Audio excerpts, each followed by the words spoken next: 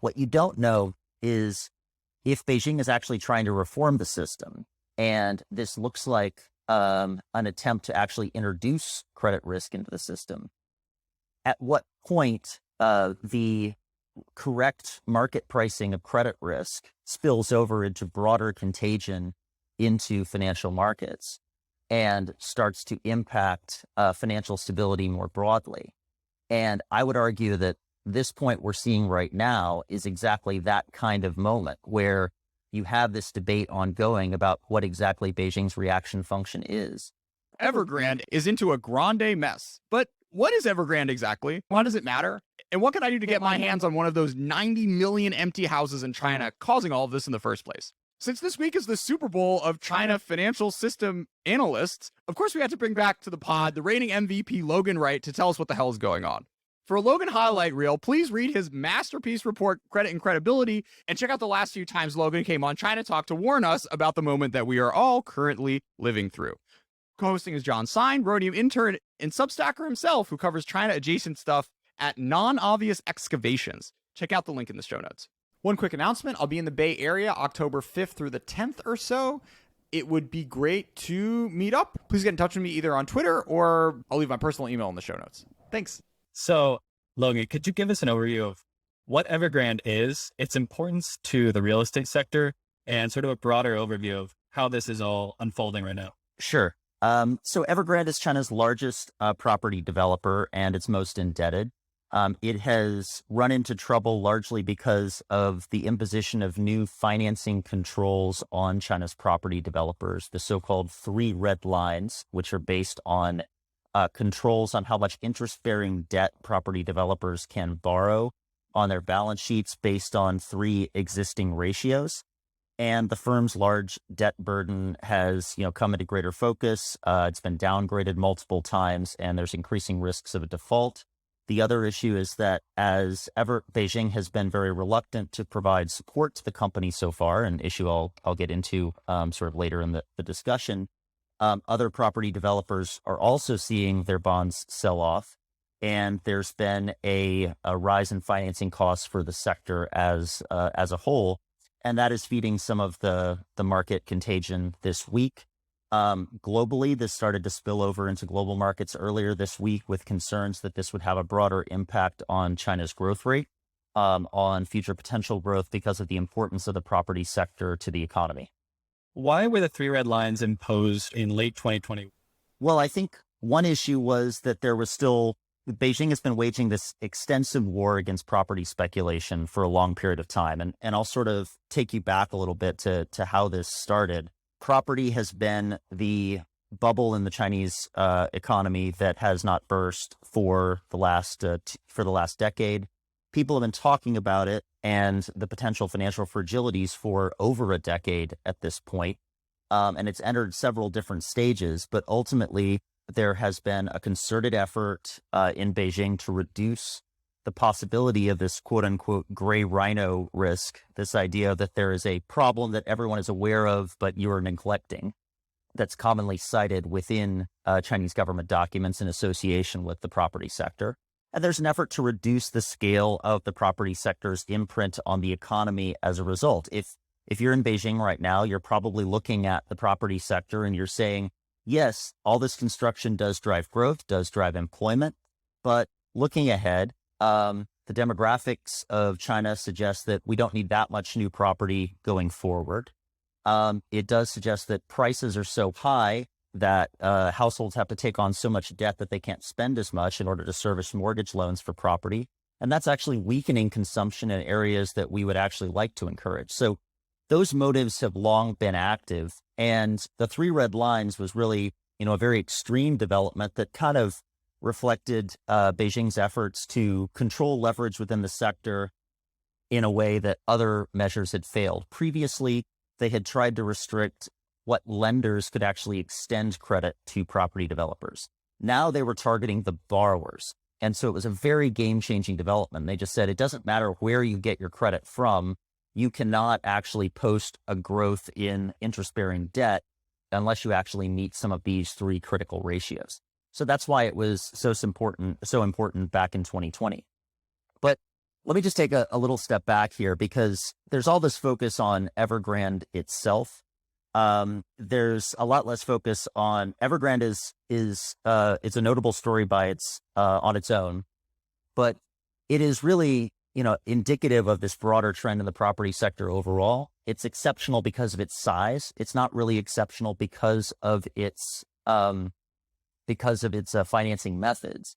And the story of how they got into this position is very similar to, what's happened to the property sector overall. So the last time we saw a meaningful correction in the property sector in China was 2014, early 2015.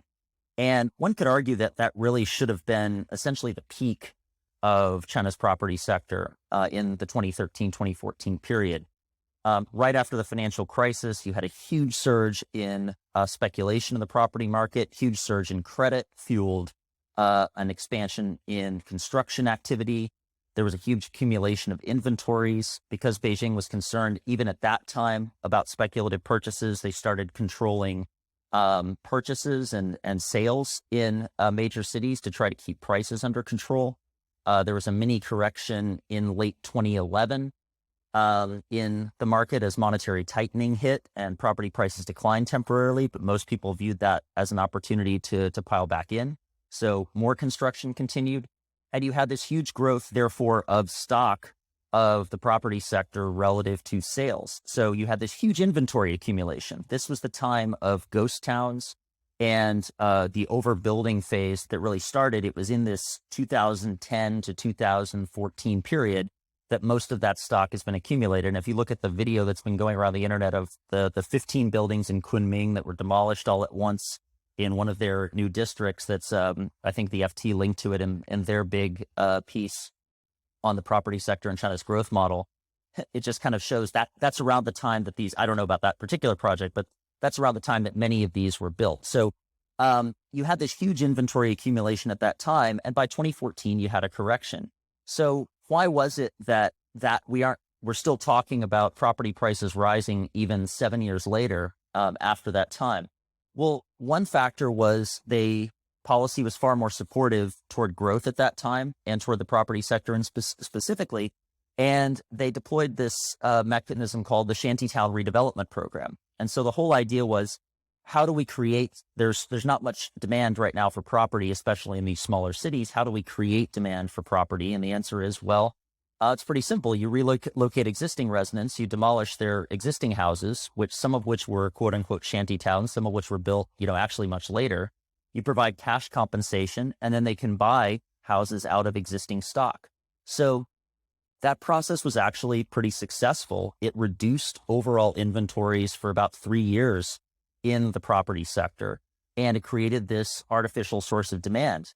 But then they basically shut it down because all the cash compensation was just fueling additional speculation and even higher prices. So rather than more people, building or, buying into the market, you ended up seeing this dynamic where prices were rising. It was becoming even, less affordable. It was becoming even less affordable than before. And the government was indirectly encouraging this speculation. Credit growth had basically been slowing across the country starting in late 2017. Property has benefited probably the most of any asset class in China from the expansion of credit and very rapid rates of credit ever since the global financial crisis.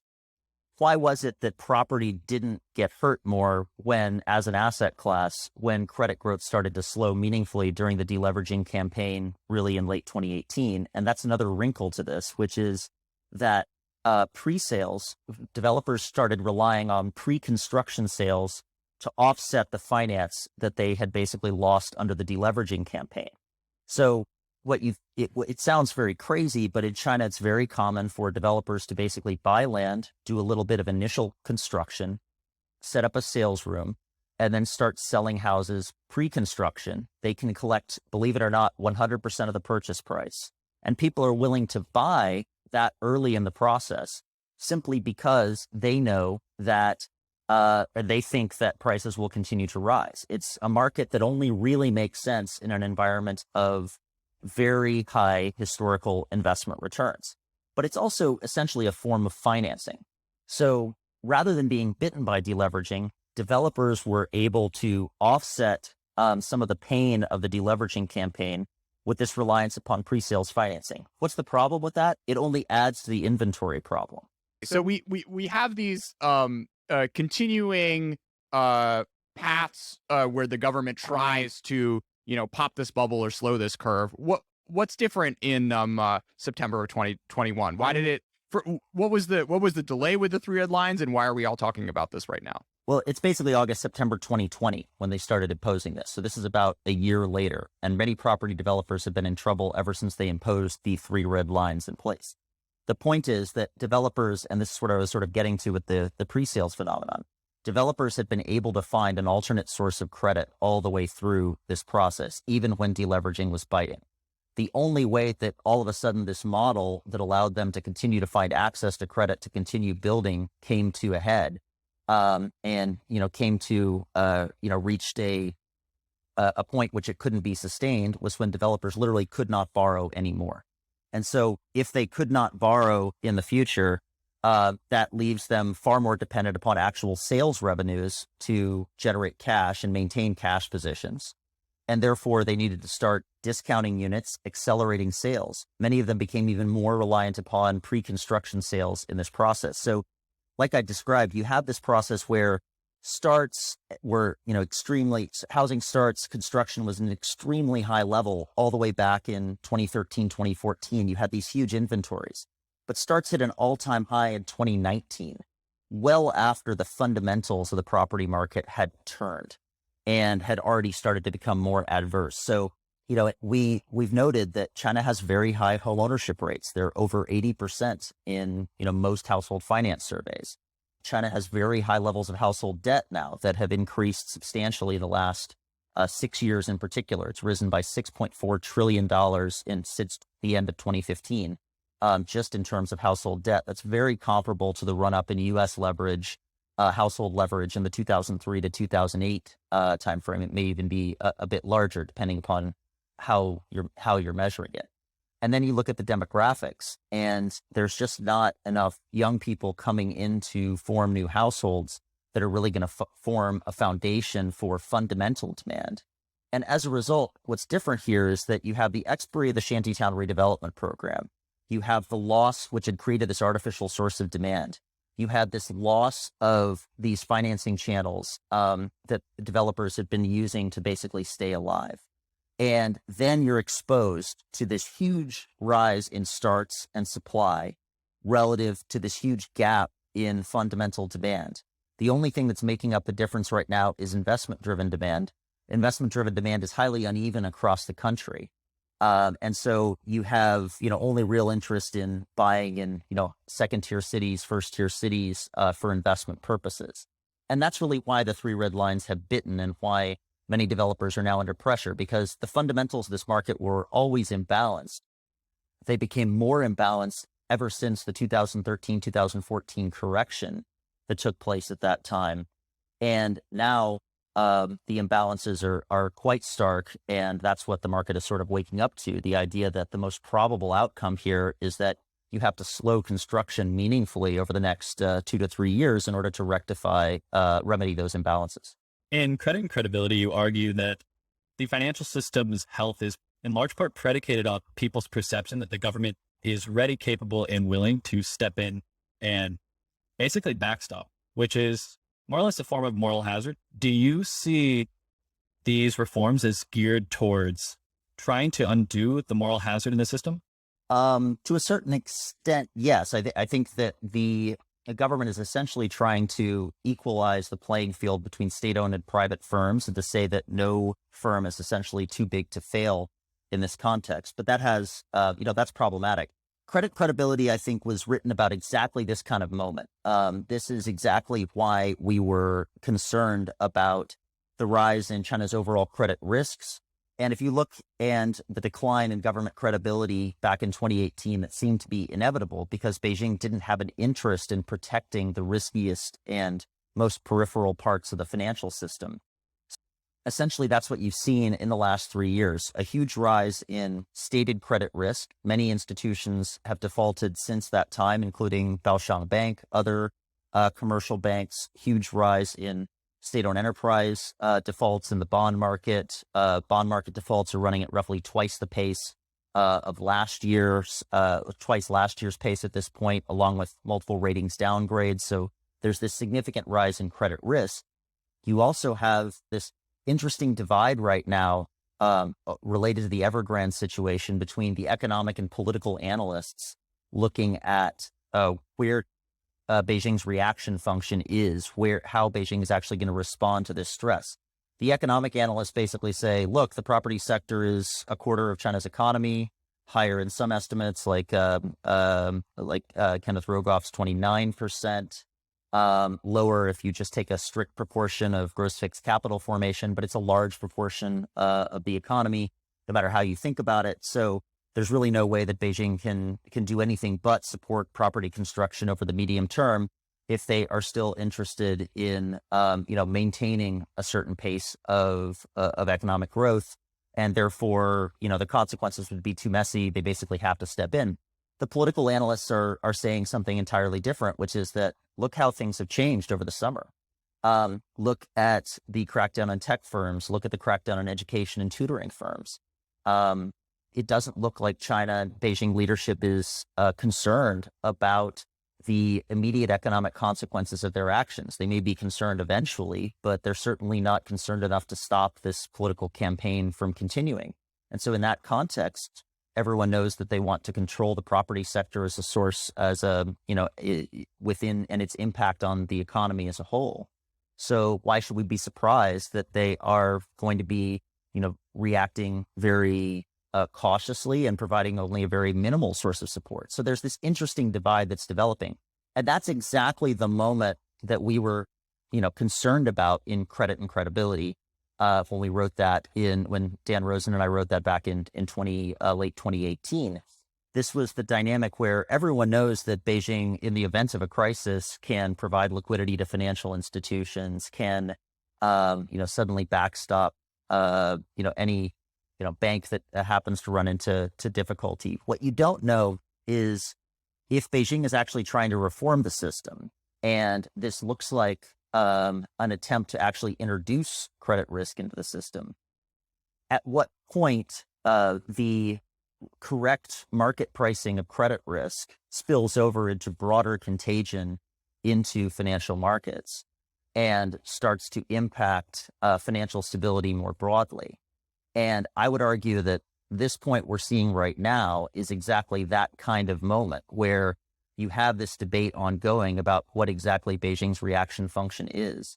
And while there are some initial indications in the press that, there are preparations by Wall Street Journal reported overnight, there are preparations by local governments to take over some Evergrande projects. We're far short of a full plan here for an orderly workout or restructuring, and it's unclear exactly how the financial investors will be supported, which, if it's one thing to have a workout that helps, in home buyers that have already committed to buying their houses, they need to have those delivered to support contractors and suppliers. But if you are excluding any returns for equity and bond investors, for banks, then that's naturally going to have an impact on the financing environment for the sector, and it will contribute to some of the same pressures that have been forcing developers to discounting units, reducing land sales, reducing future construction. And that's really where we're starting to see some of those spillovers occur. We've written very recently on the decline in land sales that's underway right now. It's about 43% in the 100-city data so far in September. That's much deeper decline than what we saw in the 2014 cycle. And that's really the future pipeline of construction. So a lot is in the balance here as we consider Beijing's reaction function. And that's exactly the kind of moment that we were flagging in credit and credibility. These moments where Beijing's credibility is changing, those are some of the most vulnerable for the state of the economy and the financial system. Let me follow on with the question actually posed by Adam, who's frequent guest on China Talk. And he's saying a lot of what the lines that you're saying. It seems to be that they want to sort of orchestrate a change of the, you could say, growth model. And he says that what if, along with assertion of dominance over tech, throttling of steel industry, this is what a shifting of economic gears looks like. And then he goes on to chastise China watchers for saying, It's striking how rarely this question is posed. So I guess two questions. Do you think what he's saying is fair there? And then a sort of bigger question. Do you think they can be successful in shifting economic gears? Well, I think it's fair enough to say that that the markets are starting to reflect upon what it looks like for China to have a very different growth model, and one that likely features lower rates of economic growth in the future if it's less reliant upon the property sector. I don't think it's fair to say that China watchers haven't been thinking about this. We've most of the discussion over the last 15 years has been about how China could rebalance its economy away from investments and exports and toward household consumption, a process that Beijing had embraced until very recently. It's really unclear how much some of the changes that have been sparked by the census data really suggest that Beijing is still committed to economic rebalancing in that way and to more consumption-led growth. It's at least far more difficult if you assume that the demographic headwinds are formidable in terms of the size of China's working age population having already been in decline for at least the last 5 years. I think China watchers are considering these changes in the growth model. There is this debate out there about how politically feasible that is. I think there's generally more coherence right now in Beijing about the critique of China's current growth model rather than coherence around an alternative and what that alternative would really look like. You have, some recent articles talking a lot about the German economic experience, the potential for China to have many small, medium enterprises that are, very high tech at the technological frontier, still export oriented, manufacturing oriented. That's interesting, but it's far from certain that there's really a desire to get there at this point. In general, there's, I think, just more criticism out there of the tech giants, the services-led economy, the influence they have had, and some of those political currents have been carried through with the events you've seen over the summer. So a lot of people contrast first principles thinking with reasoning by analogy, and Evergrande has been compared to Lehman quite a few times recently. Well, what do you make of this popular comparison? And is there an analogy that you like better? Yeah, I've on one of the media appearances this week, I was half compelled to joke, well, I really think the right analogy is the Vienna Panic of 1873, just to see how people would react. When people are looking for these kinds of analogies, it shows just how much the narrative around China has already changed. What we are looking for is the appropriate way to think about the magnitude of the credit-related stress that is coming and whether that needs to be fit into a financial crisis versus an economic slowdown type framework. That by itself just shows how much the narrative has shifted. And the shift from an expectation that China would basically be continuing roughly 5 to 5.5% potential growth in the future to something that might be much lower. And I think that's ultimately the significance of the events of this week is that it's not that this is going to go back to, eventually concerns about Evergrande will fade from market consciousness. Markets have short attention spans naturally, and there's always a lot of news out there. But it's not that these concerns about China's property sector or the slowdown in growth or the actions against the technology companies are really going to disappear anytime soon. We will be talking about these for quite some time. And I think ultimately that's the significance. I don't think there's a very direct analogy to, many of the past financial crisis episodes out there. So Logan, what are the second order impacts of Beijing, capitals around the world, and global financial markets if everyone ends up buying into what you believe, which is that, the current growth trajectory which China has sustained for the past few decades is ultimately unsustainable? Yeah, I think it'll be interesting how Beijing chooses to message this, because I'm certain that they'll still, China has attached a considerable degree of credibility behind the notion of its inevitable rise. So the question then becomes, how do you message that credibly in this world in which the property sector probably doesn't feature in China's economic growth? There needs to be an alternative model articulated and articulated fairly clearly. For other capitals around the world, I think it's, it does start to change perceptions of how they'll think about either China as a competitor or a partner. And it's hard to see exactly how that'll play out at this point because it's very early days for this sort of rethinking that's underway. But I think that is going to be sort of the next stage of this.